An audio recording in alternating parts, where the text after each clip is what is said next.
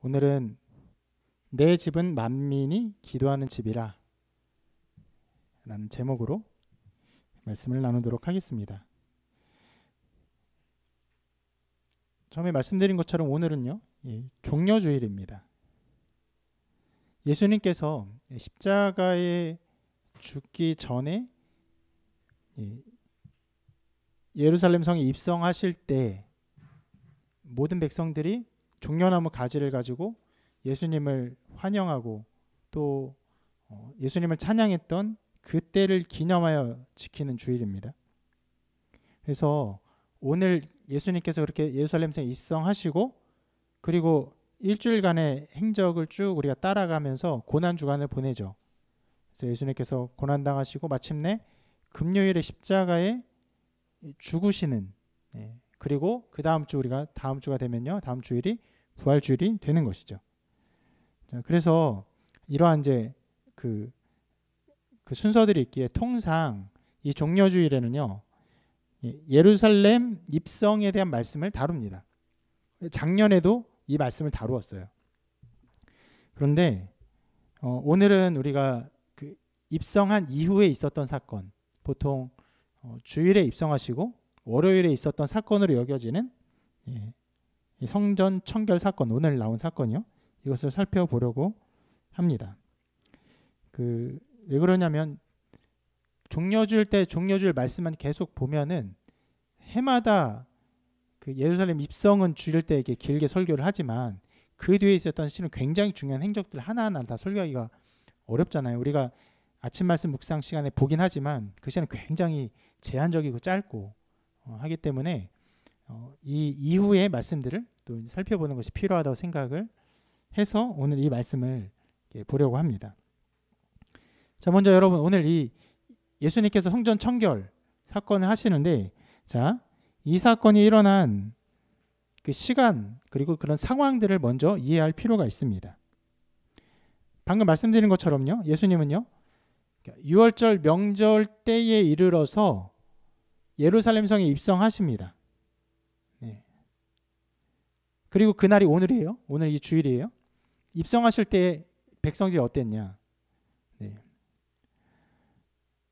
예수님께서 새로운 다윗과 같은 왕권으로 새로운 이스라엘과 예루살렘을 만드실 것을 기대하면서 흡사 왕의 입성처럼 엄청난 환호, 호응, 그리고 경배, 찬양, 호산나 다윗의 자손으로 오시는 이여 호산나 찬송하리로다 막 찬양을 했어요. 종려나무 가지가 특히 이스라엘에서는 승리를 나타내는 그런 가지거든요. 그래서 그것을 많이 흔들었고 또 그것을 길에 펴면서 자기 옷도 펴면서 예수님이 이렇게 왕처럼 입성할 수 있도록 했던 것입니다. 물론 예수님께서는 그 나귀 새끼를 타고 입성하셨어요. 왕의 위엄이 아니라 나귀 새끼를 타면 실은 사람이 눈높이나 별반 차이가 없거든요. 그러니까 왕의 말을 탄 왕의 위엄처럼 내려보는 게 아니라 사람의 눈높이와 비슷한 눈높이로 이렇게 작은 나귀를 타면서 또각또각 입성하시는 또 다른 측면의 겸손의 왕의 모습을 보여주셨지만 어쨌거나 그렇게 입성을 하셨어요. 어떻게 해요? 사람들의 엄청난 환호와 기대 속에서 입성을 하셨습니다. 그러한 승리의 입성 이후에 기록된 사건이 이제 오늘 나온 사건이에요. 자, 이러한 배경을 이해할 때만이 성전에서 사람들을 다 내쫓고 특히 장사하는 사람들 내쫓고 그들의 삶을 막 둘러엎는 일이 가능했다는 것을 이해할 수가 있는 것입니다. 물론 예수님의 사역의 절정은요, 무너뜨리고 파괴하는 것이 아니죠. 예수님의 사역의 절정은 무엇입니까?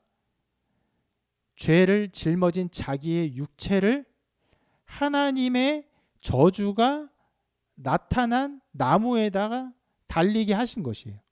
다른 것을 파괴하는 것이 아니라 자기의 육체를 파괴하심으로 자기의 육체를 죽이심으로 우리를 살리시는 사역의 절정이죠. 그렇지만 그 사역의 절정이 나타나기 전에 오늘 말씀에서는 그 수많은 사람들의 환호와 또 기대와 어떤 권위를 가지고 하나님의 권세를 예루살렘 성을 통해서 드러내는 사역으로 나타내고 있는 것입니다. 그런 좀 차이가 있어요. 그런데 이 말씀을 보면요, 방금 말씀드린 것처럼 의아하게 보일 수 있어요. 왜냐하면 당시 헤롯 성전이 굉장히 큽니다. 예. 북쪽이 그 성벽이 314m, 남쪽이 280m, 동쪽이 469m, 서쪽이 485m로 측량되는 정도의 크기예요. 대략적인 전체 조감도가 이래요.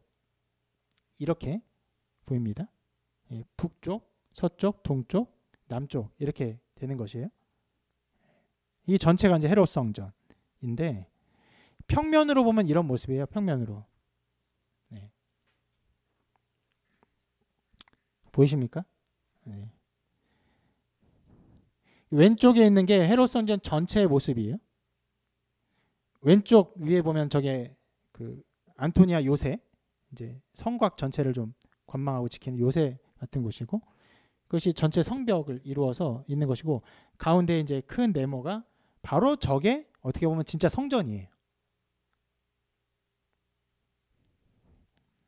성전이고, 그래서 오른쪽에 있는 이 그림이 여러분 볼 때 오른쪽에 있죠. 오른쪽에 있는 이 그림이 그 가운데 있는 성전을 크게 확대한 것이에요. 옆으로 돌려놨겠죠. 돌려놔서 이렇게 확대한 그림이고, 여러분 저 안쪽에 23번 보이시죠? 23번 보이십니까? 잘 안 보이십니까? 예, 안 보여도 괜찮아요. 그 밑에서부터 들어가서 쭉쭉쭉 들어가고 끝까지 들어가면은 예, 막힌 데가 있어요. 저희가 지성소예요. 저희가 그 법궤가 있고, 예. 하나님이 임재하신 게 지성소인데, 자, 예수님께서 그 장사하는 사람들을 어디서 내쫓았냐면은 그 왼쪽에 있는 그림 밑에 큰 마당 같은 게 보이시죠? 저기예요. 저기가 이방인의 뜰인데, 성전 전체, 원래 성전은 가운데만 성전이었지만 헤롯 성전 시대가 되면서 큰 성벽으로 이루어진 성벽 안에 뜰 전체를 성전으로 인식하면서 그들이 그 살았는데, 이방인들도 들어올 수 있는 공간이 저 이방인의 뜰이었어요. 그런데 거기서 사람들이 막 장사를 했던 것이고, 거기서 예수님께서 사람들 내쫓은 것입니다. 근데 길이가 그 이방인 뜰 대략만 보면은 가로가 한 250m 정도 되고 세로는 150m 정도 되는 공간이에요. 굉장히 넓죠. 그러니까 사람들이 엄청나게 몰려서 막 바글바글하게 꽉 차서 막 매매하고 장사하고 하는데 예수님께서 혼자서 250m, 150m 되는 공간에 사람들을 다 내쫓은 거예요. 그리고 거기에 있는 상을 다 둘러 엎으신 겁니다. 어떻게 그렇게 할 수 있을까? 이 사건만 보면요, 실은 이해가 안 됩니다. 왜냐하면 예수님은 성전에 대해서 어떤 권한이 있는 사람이 아니에요. 대제사장도 아니고 어떤 권한이 없는데, 일개의 사람이 그 당시에 성전이라고 여겨지는 이곳에 들어와서 이방인의 뜰에 있는 수많은 사람을 내쫓는 것이 어떻게 가능할까 생각이 될 수 있습니다. 그러나 여러분, 아까 말씀드린 것처럼 언제 이 일이 이루어졌습니까? 예수님께서 입성하신 후에, 예루살렘 성에 입성하시고 수많은 백성들이, 이스라엘 백성들이 이 예수님이, 예수라는 이 사람이 다윗의 새로운 그 후계자로서 다윗과 같은 왕권을 이루실 새로운 왕이 될 것이야. 우리 이스라엘을 온전케 할 것이야. 종교적으로나 군사적으로나 정치적으로나 독립시키시고 또 강대하게 할 것이야. 이런 기대가 있었어요. 그런 기대가 있었기 때문에 예수님의 이 성전 청결 사건이 어떻게 보면 가능했던 것이죠.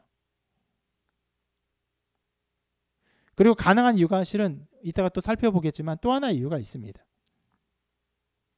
자, 그러면 이 일을 하셨는데, 그러면 예수님께서 그러면 왜 매매하는 자들을 내쫓으셨을까요? 쉽게 생각하면요, 성전 안에서 장사를 하니까 어떻게 장사를 하냐? 이렇게 생각해서 내쫓았다고 생각할 수 있습니다. 그러나 그렇지 않습니다. 그들이 돈을 벌었기 때문이 아니에요. 단순히. 그 안에 이 성전 제도의 어떤 전체적인 흐름에 있어서 여러 가지 문제가 있었기 때문입니다. 그래서 말씀을 보면요. 이렇게 말씀하고 있거든요. 자, 성전 안에서 매매하는 자들을 내쫓으시며, 누굴 내쫓았습니까? 사는 사람, 파는 사람 다 내쫓았어요. 만약에 파는 사람이 그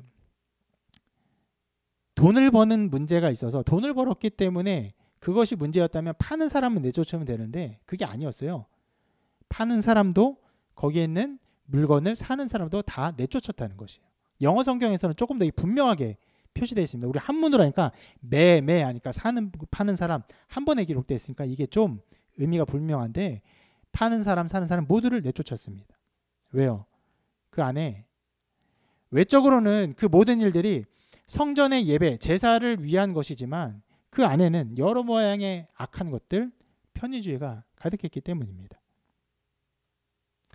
여러분, 그러면 이 매매하는 사람들을 왜 내쫓았는지를 알기 위해서는 왜 매매해야 했는지를 먼저 알아야 돼요.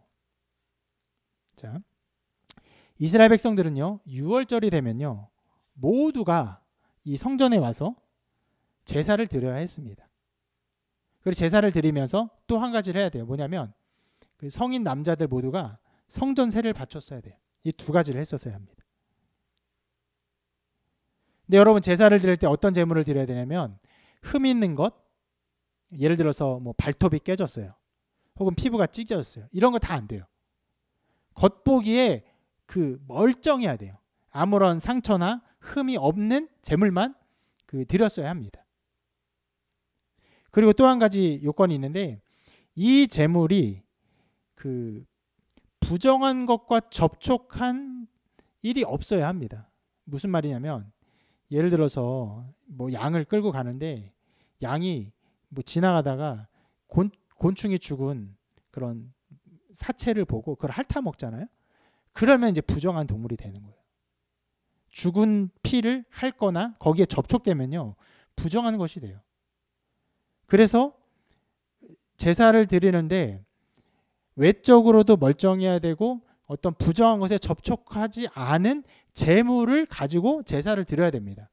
그러면 여러분, 이 제사를 드린 사람들이 양을 끌고 가는데 끌고 가는 게 얼마나 어려워요. 먹여야 되죠. 또 이렇게 부정한 것에 접촉하지 않도록 해야 되죠. 굉장히 힘이 들어요. 지금도 여러분 그 수에즈 운하 사태가 벌어졌잖아요. 수에즈 운하에 엄청난 그 배가 거기를 막고 있는데 거기에 이제 또 다른 문제가 하나 있다고 해요. 거기에 그 줄줄이 대기하고 있는 수많은 선박들 중에 꽤 많은 선박이 동물을 운반하고 있는데 동물들 먹이를 충분히 준비하지 않는데요. 너무 많이 드니까. 그러니까 운행하는 그 시간만큼 정도의 그 먹이만 준비하는데 이제 한 5일이 지체됐잖아요. 한 5일 정도 더 지체되면 거의 모두가 다 굶어 죽는데요. 먹을 물과 그 음식이 없어서. 여러분, 그만큼 동물을 운반하는 일은 어려워요. 먹이도 준비해야 되고 또 잘 운반해야 됩니다. 게다가 여러분, 여기 개인이 운반해야 되잖아요. 게다가 부정하지 않아야 되잖아요. 그러면 어떻게 하면 됩니까? 이거 어렵잖아요. 성전 근처에서 그 제물에 적합한 정결한 동물을 사는 게 훨씬 편한 거예요. 그러니까 사람들이 다 그냥 와요. 그냥 와서는 성전 근처에서 제물을 삽니다. 양을 사고 또 염소를 사고 비둘기를 사요. 그러면 여러분, 그 양과 염소와 비둘기는 쌀까요? 비쌀까요? 당연히 비싸겠죠. 근데 비싸도 사는 거예요. 왜요? 옮기는 것 자체가 어렵고, 그리고 이런 일이 있을 수 있어요. 성전에서 그 제물들을 관리하고 체크하는 사람이 그 개인이 들고 온 제물들을 쉽게 빠꾸할 수 있어요. 아, 이것은 그 부정한 제물입니다. 제사 드릴 수 없습니다. 그러면 그렇게 빠꾸 시키면은 힘써 데려갔는데 어떻게든 팔아야겠죠. 팔든지 아니면 어떻게 보관을 하든지. 그럼 보관료도 또 들겠고, 팔면 파는 대로 헐값에 팔겠고, 그 다시 사는 돈도 꽤 들겠고. 그런 일들이 벌어질 수 있기 때문에, 또 벌어졌기 때문에 수많은 사람들이 이제 장사하는 사람들한테 이 재물을 구하는 거예요. 실은 여기서 더 나가는 거는 좀 추측이 많이 가미되는데, 그러한 산업들이 있으면 언제나 부정한 커넥션이 생겨요. 그 재물을 관리 감독하는 사람, 이것은 부정합니다, 이것은 부정하지 않습니다, 이것을 판단하는 사람과 이 재물을 공급하는 공급자들, 성전 재물의 공급자들, 이렇게 분명한 커넥션이 얼마든지 생길 수 있습니다. 그리고 아까 말씀드렸죠, 성전세를 바쳐야 돼요. 성전세는 뭐냐면 그 당시에 보통 사용되는 이 그 화폐에는 그 로마의 황제의 얼굴들이 새겨져 있기 때문에 이것을 성전에 그 세금으로 바치는 것은 우상 숭배의 의미가 있기 때문에 그런 것을 쓰지 않았어요. 그래서 세겔로, 특별히 세겔에는 세 종류가 있었다고 합니다. 보통에 쓰이는 세겔이 있었고, 왕궁에서 쓰이는 세겔이 있었고, 그리고 성전용 거룩한 세겔이 따로 있었다고요. 그래서 성전에 세를 바치기 위한 그 화폐가 따로 있었기 때문에 가서 그것을 환전해서 성전세를 바쳤다고 해요. 그러면 여러분, 일반적인 세겔, 왕궁에서 쓰이는 세겔, 성전에서 이 거룩한 세겔, 어떤 게 제일 비쌌을까요? 당연히 성전세겠죠. 그러한 모습이 거기에 가득한 거예요. 어떤요? 예배를, 제사를 잘 드리게 해주려는 장치들인데, 그 안에서 그것을 이용해서 악한 것들, 정말 말 그대로 예배 안으로 온 사람이 어떤 사람들입니까? 다 연약한 사람이에요.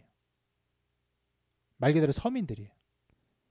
서민들의 그 주머니를 어떻게 강탈하려는 노력과 그런 구조들이 거기에 가득해 있는 거예요. 그래서 예수님이 뭐라고 책망하셨냐면 이렇게 책망하십니다. 너희는 강도의 소굴을 만들었도다. 장사하는 소굴이 아니었어요. 장사꾼의 소굴이라고 비판한 것이 아니라 강도의 소굴이라고 해요. 착취하는 것, 빼앗는 것. 그러니까 그 안에 예배하는 수많은 사람들과 거룩한 예배와 그 안에 예배를 돕는 이 구조가 있지만, 이 안에 거대한 그 서민을 착취하는 이런 악한 구조들이 꽉 차 있는 것이. 그래서 예수님께서는 이것을 이렇게 비난하시고 그들을 다 내쫓은 것이.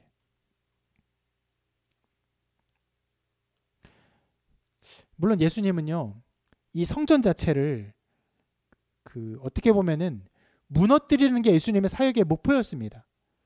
예수님 이렇게 말씀하셨죠. 예수께서 대답하여 이르시되 너희가 이 성전을 헐라 내가 사흘 동안에 일으키리라. 무슨 말이냐면, 여러분, 우리는 지금 어디서 예배합니까? 곳곳에 있는 교회에서 예배하고, 또 어디서 예배할 수 있습니까? 그냥 함께 모여서 예배할 수 있죠. 뭐 가정 예배도 할 수 있고 어느 곳에 예배할 수 있어요. 근데 이때는요, 언제 어떻게 예배합니까? 그들이 예배할 수 있는 거룩한 공간은요, 성전밖에 없었어요. 그 아까 말했던 지성소가 있는 곳, 그 법궤가 있는 곳, 십계명이 담긴 곳, 아론의 쌍난 지팡이와 만나가 있는 그것, 그 거룩한 법궤가 있는 지성소에서만이 그들이 예배를 할 수 있었습니다. 그렇기 때문에 그들이 명절만 되면 그렇게 다 몰려서 예배를 한 것이에요. 지금의 이슬람의 메카에 모이는 것과 비슷한 것이에요. 그런 형태로 성전에 예배를 드렸던 것인데, 예수님의 목적은요, 그 성전의 예배를 바꾸는 것이었어요. 하나님이 그 지성소에 임재하시지만 하나님이 지성소에만 임재하는 것이 아니라 어떻게 임재하십니까? 우리를 그 예수의 보혈로 깨끗하게 하시고 우리 안에 임재하사 우리 각 사람을 성전으로 만드시는 것이 예수 그리스도의 사역의 중요한 목표 중에 하나였어요. 그래서 어떻게 보면요, 이 말씀에 나온 것처럼 성전을 없애는 것이 하나님 그 예수님의 사역의 목표였지만 그럼에도 불구하고 그 예루살렘 성전, 그 헤롯 성전 안에서 벌어지는 거대한 참상, 그 악과 강도짓이나 다를 바 없는 그들의 종교적 행위를 보고 예수님이 이 분노를 참을 수가 없으셨던 거예요. 어떻게 보면 여러분 예수님은요 대단히 불필요한 일을 하셨어요. 이미 예수님의 사역 가운데 예수님의 사역을 통해서 성전은 이미 어떻게 보면 용도 폐기돼요. 아무 의미가 없게 되는 것이 돼요. 그럼에도 불구하고 성전에 가서 그렇게 잘못 예배드리는 사람들을 향한 분노와 진노를 쏟아내고 계신 것이. 여러분 이러한 분노가 이러한 진노 아까 말했던 것처럼 그 이방인들이 굉장히 넓은데 거기에 수많은 사람들이 그렇게 다 내쫓겼어요. 어떻게 가능했죠? 아까 말했죠. 사람들이 예수님을 그 다윗의 왕으로 이해하고 다윗의 왕으로 새로 오실 분으로 그 믿었다고. 근데 그것만 있었던 것이 아니라 여러분 이것을 생각해 볼 수 있어요.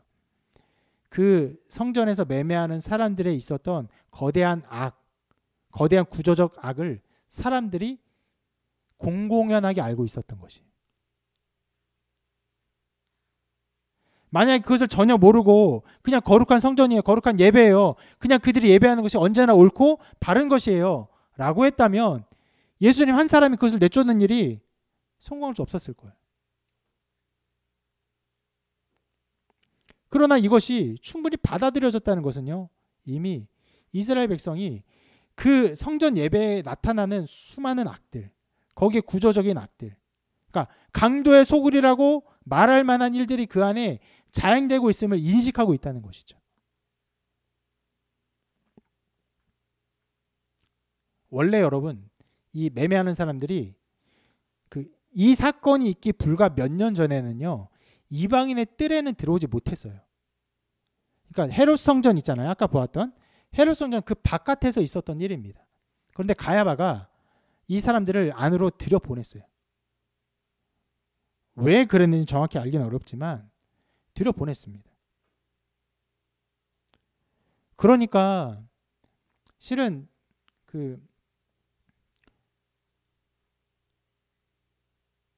그 성전 예배를 주관하는 사람들이나 공회 회원들은요. 그것들을 반대했어요. 반대인데 가야바의 어떻게 보면은 그 공권력을 가지고 그 사람들 다 들어보낸 것이에요. 들어보내고 나니까 어떻습니까? 편해요. 성전 예배하는 게 굉장히 편한 거예요. 쉽게 말하면요. 쉽게 한 가지의 좀 예를 보면은 성전 바깥에서 장사하잖아요. 장사해요. 그러면 거기서 양을 사요. 그럼 그 안으로 들어가다가 양이 다른 사람의 밟혀서 이렇게 상처가 나잖아요. 그럼 또 그거 못 쓰는 재물이 되는 거예요. 그럼 성전 안에서는 괜찮아요. 성전 안에서는. 거기 거룩한 성전 전체이기 때문에 그 안에서는 사서 바로 예배 드릴 수 있는 것이에요. 그러니까 그런 편리성들이 있기 때문에 사람들의 대체적인 지지를 받았던 것으로 보여요. 그러니까 쉽게 들어왔고 그 장사하는 사람들이 쉽게 장사를 할 수 있었던 것입니다. 그런데 그 모든 것들이 예수님이 말씀하신 이 말씀처럼 강도짓이나 다름이 없었던 것이고 사람들은 예수님의 이 말에 대해서 아무도 반항하지 않았어요. 그게 어떻게 강도짓이냐? 실은 여러분 예수님께서 여기 밑에 있는 말 있죠. 너희가 이 성전을 헐라 내가 사흘 동안에 일으키리라. 이런 말씀을 하실 때마다 반항합니다. 어떻게 그렇게 하겠느냐? 예수님이 무슨 말씀할 때마다 사람들은 굉장히 많은 반항을 하거든요. 대답을 해요. 말다툼을 해요. 논쟁을 합니다. 그런데 너희들이 강도의 속을 만들었도다 하는 이 외침에는요. 이 논쟁이 전혀 없어요. 그들이 수긍했어요.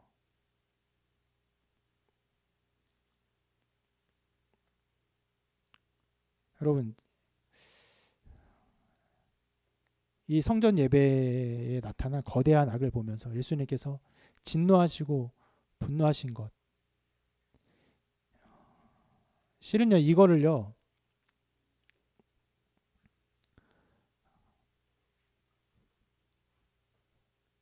설교하는 것이 굉장히 좀 어려운 부분이 있습니다.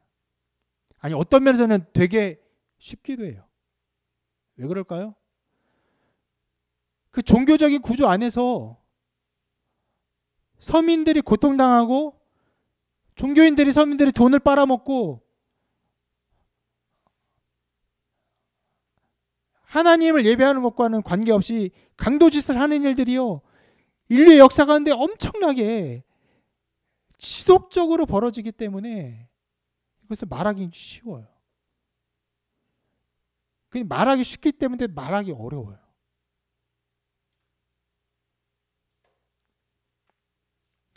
여러분 교회사를 보면요, 정말 이런 일들이 엄청나게 벌어집니다. 교회가, 하나님의 교회가 하나님의 영광을 위해서 예배하며 죄인들, 창기들, 바리새인들, 또 세리들, 이런 수많은 사람들과 함께 논쟁하면서 함께 얘기하면서 사셨던 주님의 사역처럼 연약한 자들, 서민들, 버림받은 자들, 이들을 품에 안고 이들이 예수 그리스도를 만나고 하나님을 만나게 하는 이 사역 가운데 마음과 정성을 다 들이지 못하고 교회가 돈 있는 자들, 권세자들, 이런 사람들이 인정받고 이런 사람들이 그 주목을 받고 이런 사람들이 힘을 얻고 또 교회 사역들이 이런 사람들을 위해서 하는 일들이 정말 자주 벌어졌어요. 실은 중세교회에 그런 일들이 엄청나게 벌어졌고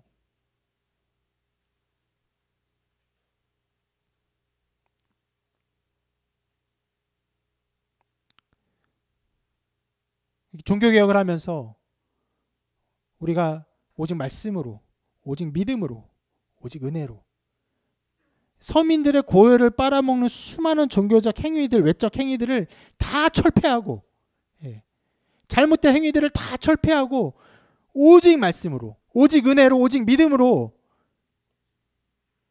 이것을 외치며 종교개혁을 하며 참된 하나님의 교회를 세웠지만 교회 역시도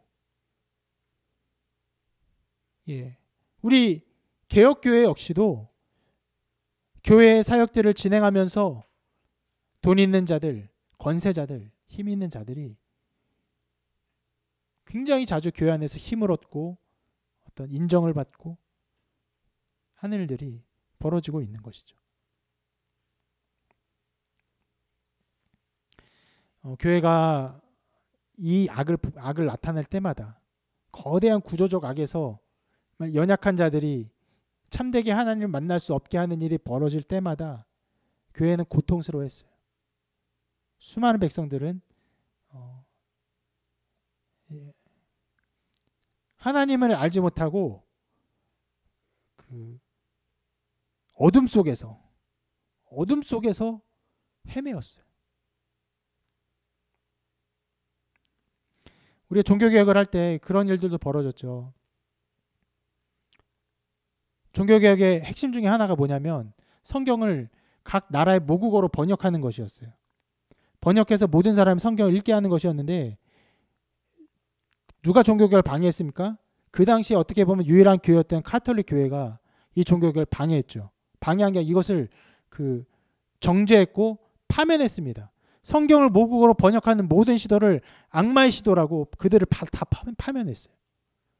그럼 사람들은 성경도 읽지 못하고 알지 못하는 라틴어로 설교하는, 전혀 알지 못하는 상황 속에서 아무것도 이해하지 못하고 아무것도 깨닫지 못하고 종교적 행위들, 자기의 죄를 고백하고 그리고 자기의 어떤 헌금을 내고 그런 종교적 행위에 자기의 구원이 있는 것처럼 자기의 그 죄의 속죄를 위해서 속죄 헌금을 내고 하는 일들을 해왔던 것이죠. 여러분 카톨릭이 그렇게 엄청난 죄악을 저지르며 악한 교회의 사역들을 해왔지만 그들을 비난하고 비판하는 것에서 멈춰 있어서는 안 되죠. 우리 교회는, 한국 교회는 이런 구조적 악에서 연약한 사람들의 정말 돈을 빨아먹고 그들이 하나님을 만나는 것에 별 관심이 없는 그러한 사역을 하고 있지 않은지 돌아보아야 합니다. 어떤 형태로든 교회가 돈을 향해 서 있으면요, 교회는 그 힘을 잃게 됩니다. 여러분, 교회가 돈이 필요해요. 교회가 큰 사역들을 해야 돼요. 많은 사역들을 해야 됩니다. 재정이 필요합니다. 그런데 교회가 돈을 향해 있으면요, 언제나 항상 교회는 멸망합니다. 연약해졌어요.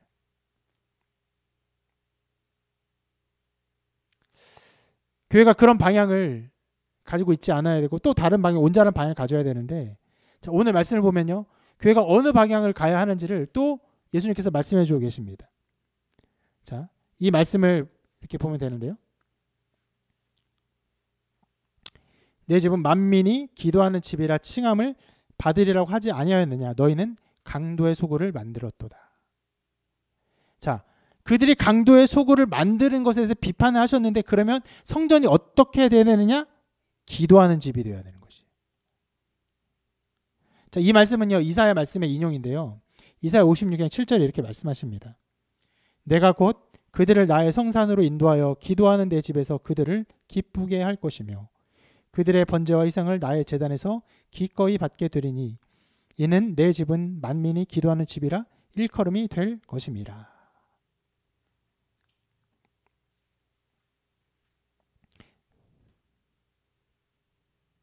자, 예수님의 이 선포의 말씀에서도, 그리고 그 원래 인용의 원문인 이사야의 말씀에서도 기도하는 집이 되어야 할 것을 선명하게 드러내셨어요. 자, 여러분, 이사야의 말씀을 한번 보세요. 이사야의 말씀은요, 하나님의 말씀이 점점점 선포되어가는, 하나님의 나라 확장되어가는 그 미래의 사건들을 예언하는 말씀인데요. 이것이 점점점 선포되어서 이방인들까지 오게 되는 거예요. 그래서 뭐라고 하죠? 맨 밑에 만민이, 모든 백성이 기도하는 집이 돼요. 원래 여러분, 성전은요, 하나님의 거룩한 곳은요, 누구도 들어가지 못해요. 거룩한 대제사장 한 사람은 지성소에 1년에 딱 한 차례만 들어갈 수 있는 것이죠. 이 성막 자체도 이스라엘 백성 외에는 갈 수가 없는 곳인데, 그런데 그러한 성막 시대에, 그러한 성전 시대에 이사야가 예언했어요. 이 하나님의 집은요, 만민이 함께 모이는 곳이에요. 그래서 맨 앞에 말하죠. 내가 곧 그들을 나의 성산, 거룩한 산으로 인도하여 기도하는 내 집에서 그들을 기쁘게 할 것이며, 이것이 하나님의 비전이에요. 모든 백성 만민을 모아서 기도하는 집, 그곳에서 그 모든 사람을 기쁘게 할 것이다. 그래서 하나님의 그 성전, 그 하나님이 계신 그 나라가 어떻게 칭함받습니까? 만민이 기도하는 집이라 일컬음을 받을 것이다. 이렇게 말을 하고 있습니다.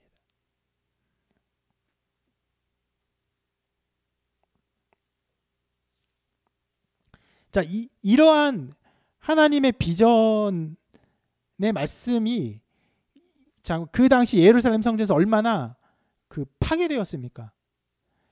이방인의 뜰에서 이방인들이 모일 수 있는 공간이 생겼는데, 이방인 뜰이라고 그곳을 장사하는 곳으로 만든 거예요. 강도의 소굴로 만들어버린 것이 너무나 상징적으로 다른 것이에요. 성전은 점점점 다른 사람에게 열려야 하고 다른 사람들을 끌어들이는 것이 되어야 되고 이방인들이 오는 것이어야 되는데, 그 이방인이 모일 수 있는 유일한 공간인 이방인의 뜰을 장사하는 곳으로 만들어서 자기의 돈을 버는 곳으로 만든 것입니다. 그래서 하나님의 비전은요, 무엇에 있습니까? 이 기도하는 집에 있어요.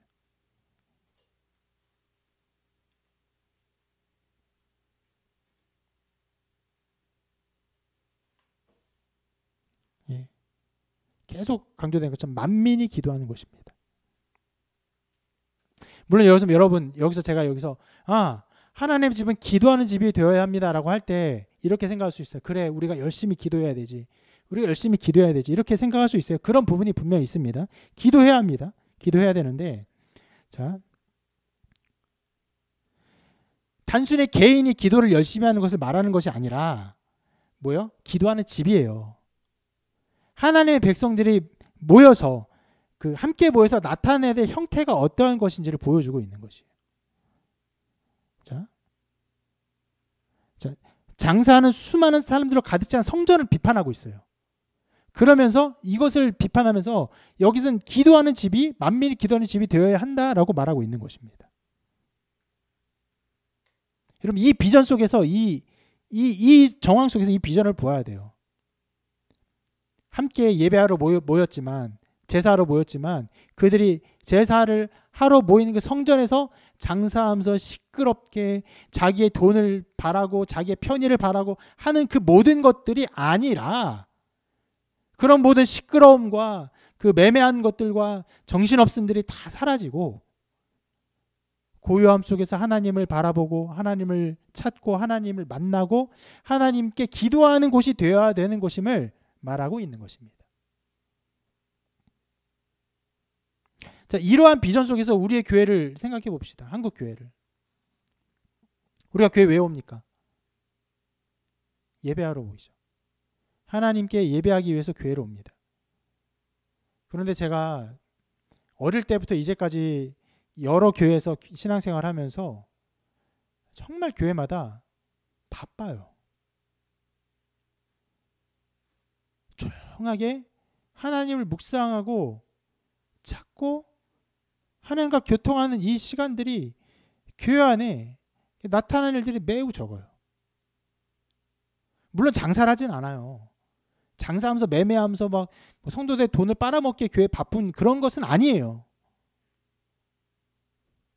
그런 것은 아니지만 여기서 나타내는 이 비전, 만민이 모든 사람이 모여서 하나님과 교통하며 기도하며 하나님과의 그 사귐을 누리는 이 비전이 우리의 교회의 사역과 우리 교회의 예배 속에서 또 예배 끝난 이후에 나타나고 있는가를 돌이켜 볼 필요가 있습니다.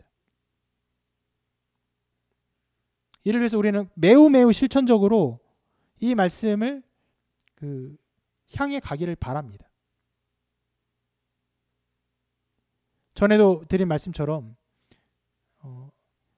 우리가 오후 시간에 일정 시간을 침묵의 시간을 가지려고 해요.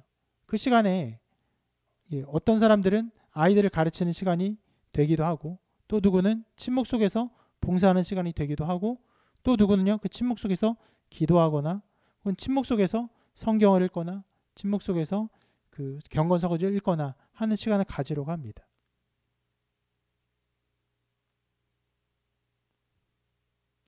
우리가 우리의 여러 가지 일들로 채워낼 시간들이 부족하지만 그럼에도 불구하고 이 시간을 가지려고 합니다. 다른 것을 내어놓고 하나님을 바라고 우리 모두가 다 하나님을 소망하며 하나님을 찾고 간구하는 그 시간을 가지려고 합니다. 여러분 이 만민이 기도하는 집의 비전은요 이사야에 나타난 그 하나님의 나라에 대한 거룩한 어떻게 보면 먼 미래의 비전이지만 우리 가운데 이것이 하나의 모습으로 실천적인 모습으로 드러나기를 기대합니다. 그리고 마지막으로 이 모든 일이 일어난 이후의 반응을 하나를 살펴보겠습니다. 자, 오늘 말씀 끝에 이런 말씀이 나오는데요. 대제사장들과 서기관들이 듣고 예수를 어떻게 죽일까 하고 꾀하니 이는 무리가 다 그의 교훈을 놀랍게 여김으로 그를 두려워하밀로라. 자, 예루살렘 입성한 이후에 이제 본격적으로 대제사장 서기관들이 예수님을 죽이려고 하는 그런 작정을 하게 되는 거예요. 여기서 그 일이 벌어지는 거예요. 이것을 그냥 넘기면 안 돼요. 예수님은요 아까 말씀드린 것처럼 결국은 이 성전의 용도를 바꾸실 분이에요. 바꾸실 분이지만 이 성전에 나타난 거대한 악을 그냥 넘어가지 못하셨고 이것에 대해서 일부러 자기의 분노를 아주 선명하게 드러내셨어요. 그 넓은 공간에 수많은 사람을 다 내쫓고 그럼 여러분 얼마나 소동이 났을까요? 얼마나 시끄러웠을까요? 굉장히 소동이 났을 텐데 그것을 일부러 드러내셨어요. 일부러 그것을 하셨어요. 하심으로 어떻게 됐습니까? 이 대제사장과 서기관들에게 미움을 받으셨어요. 그들이 이제 예수를 죽일까 의논하기 시작합니다. 이게 뭡니까? 참 아이러니한 일인데 이 성전에 나타난 죄악으로 인해서 이 성전의 죄악을 책망하심으로 마침내 자기를 죽음의 반열에 내어놓아서 자기를 죽게 하심으로 참된 성전을 이루어 가시기를 원하셨던 거예요.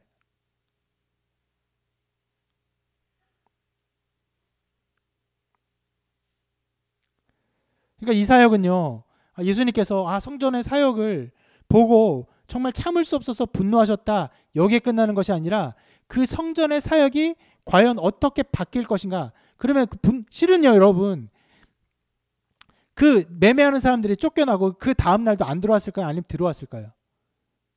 대체로 상상하기를 들어왔으리라고 생각을 해요.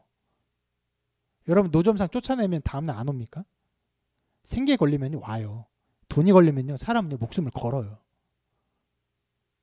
예수님께서 그 당시에 그들이 오지 못하는 어떤 법을 만든 것도 아니고 어떤 구조를 만든 것도 아니기 때문에 예수님과 그런 사람들만 없으면 다시금 들어옵니다. 그러면 여러분, 실제로 성전에서 매매하는 일들은 똑같이 있는 것이고 그 악은 똑같이 나타나요. 그러니까 성전을 정화시키고 정결케 하는 일들은요 이루어진 게 아니에요. 그런데 그 일에 자기를 드러내심으로 자기를 죽음 가운데 자기를 내어놓으신 거예요. 죽음의 길을 이것으로 첫 걸음을 걷게 하신 것입니다. 왜 그렇게 하셨습니까? 마침내 온전한 그 성전을 이루기 위해서. 그래서 주님은요 자기를 그 죽음의 길로 내어놓으시고, 그래서 월요일 날 있었어요. 얼마 되지 않아요. 화요일, 수요일, 목요일, 금요일에 예수님 죽으십니다. 성전에 월요일에서 그 분노하시고, 그리고 금요일에 마침내 자기를 죽이심으로 자기를 죽이세요. 예수 그리스도의 피에 보혈의 피를 흘리십니다. 그래서 그 아까 봤던 그 지성소에 있는 그 회막이 있어요. 성막이요 위에서부터 아래로 찢어집니다. 찢어질 수 없는 두께예요. 인간이 힘으로 찢을 수 있는 그런 게 아니에요. 근데 그것이 그냥 찢어져요. 왜요? 그 지성소에 아무나 들어갈 수 없었지만 이제 예수께서 자기의 몸을 십자가에 죽이심으로 우리의 모든 죄를 씻으심으로 하나님과 만날 수 있는 그 거룩한 지성소에 누구나 들어올 수 있게 하시는 새로운 산길이 열린 것이죠. 그리고 우리가 모두 그 예수 그리스도의 보혈로 말미암아 깨끗함을 받아서 어떻게 됩니까? 우리 안에 하나님의 영인 성령이 들어올 수가 있어요. 만약 예수의 피로 우리를 씻지 않으면 성령 우리 안에 들어올 수 없어요. 왜? 우리는 더러우니까, 추악하니까. 이런 더러운 몸과 생각 가운데 어떻게 성령이 임하십니까? 그러나 예수의 보혈로 우리를 씻으시고 우리가 거룩하게 되었기 때문에 성령이 우리에게 임하시죠. 그래서 우리가 하나님 계신 그 지성소에 그렇게 그 유일한 곳 예루살렘 성전 그곳에 단 한 군데 이게 모든 사람이 모이는 것이 아니라 이제는 거꾸로 하나님의 영이 모든 사람에게 임하는 새로운 시대가 열리게 되는 것이죠. 이 사역을 에베소서가 이렇게 잘 설명하고 있습니다. 말씀이 길어요. 그때 너희는 그리스도 밖에 있었고 이스라엘 나라의 밖에 사람이라. 약속의 언약들에 대하여는 외인이요 세상에 소망이 없고 하나님도 없는 자이더니 이제는 전에 멀리 있던 너희가 그리스도 예수 안에서 그리스도의 피로 가까워졌느니라. 그는 우리의 화평이신지라. 둘로 하나를 만드사 원수된 것 곧 중간에 막힌 담을 자기 육체로 허시고 법조문으로 된 계명의 율법을 폐하셨으니 이는 이 둘로 자기 안에서 한 세 사람을 지어 화평하게 하시고 또 십자가로 이 둘을 한 몸으로 하나님과 화목하게 하려 하심이라. 원수된 것을 십자가로 소멸하시고 또 오셔서 먼 데 있는 너희에게 평안을 전하시고 가까운 데 있는 자들에게 평안을 전하셨으니 이는 그로 말미암아 우리 둘이 한 성령 안에서 아버지께 나아감을 얻게 하려 하심이라. 그러므로 이제는 너희는 외인도 아니요 나그네도 아니요 오직 성도들과 동일한 시민이요 하나님의 권속이라. 너희는 사도들과 선지자들의 터 위에 세우심을 입은 자라. 그리스도 예수께서 친히 모퉁이 돌이 되셨느니라. 그의 안에서 건물마다 서로 연결하여 주 안에서 성전이 되어가고 너희도 성령 안에서 하나님이 거하실 처소가 되기 위하여 그리스도 예수 안에서 함께 지어져 가느니라. 우리는요, 어떤 사람입니까? 예루살렘 성전이 무엇인지도 모르는 사람이에요. 이스라엘 백성들이 그 열망을 가지고 성전에 몰려들면서 하나님께 제사하기 위해 모였던 사람들이지만 우리는 예루살렘 이스라엘 사람이 아니죠. 성전이 어떤 모양인지도 잘 모르는 그런 이방인이에요.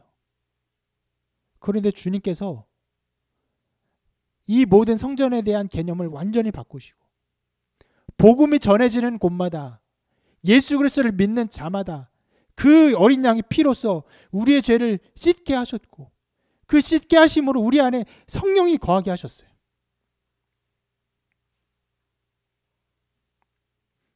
그래서 우리는 어떻게 됩니까? 성령 안에서 하나님께 나아갈 수 있는 자격을 얻게 되는 것이죠. 그 사람이 부자든 가난한 자든 뭐 흑인이든 백인이든 남자든 여자든 종이든 자유든 상관없이 모든 사람이 그리스도의 보혈을 믿는 자라면 성령을 힘입어 거룩하신 하나님 앞에 담대히 나갈 수 있는 자격을 얻게 되는 것이. 그뿐 아니라 끝에 이렇게 말하죠. 예수님께서 모퉁이 돌이 되셨어요. 건물의 주춧돌이 되셨습니다. 그리고는 그 안에서 우리가 지어져 가요. 어떻게 해요? 우리가 한 사람 한 사람 모두가 거룩한 성전으로 예수 그리스도를 머리로 하는 그의 몸된 교회를 이루는 거룩한 성전으로 지어져 가고 있는 것이. 주님은 이 사역을 이루기 위해서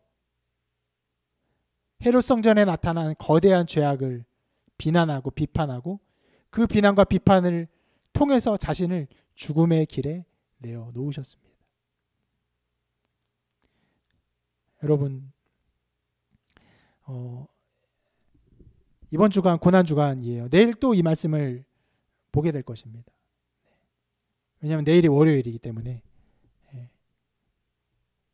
뭐 이 말씀 아니고 다른 말씀 볼 수도 있겠지만 월요일, 화요일, 수요일, 목요일 또 금요일까지 우리가 고난주간을 보내면서 예수님이 우리를 성전으로 만드시기 위해서 우리를 이 성전을 무너뜨리고 거룩한 성전으로 성전이 되게 하기 위해서 어떠한 길을 걸어가셨는지를 함께 살펴보기를 바랍니다. 그리고 주님과 함께 이 주님의 사역들을 바라보면서 고난주간 우리에게 베푸신 은혜가 어떠한 것인지를 깊이 맛보고 또 하나님께 영광 돌리는 한 주의 삶이 되시기를 주님의 이름으로 축원합니다.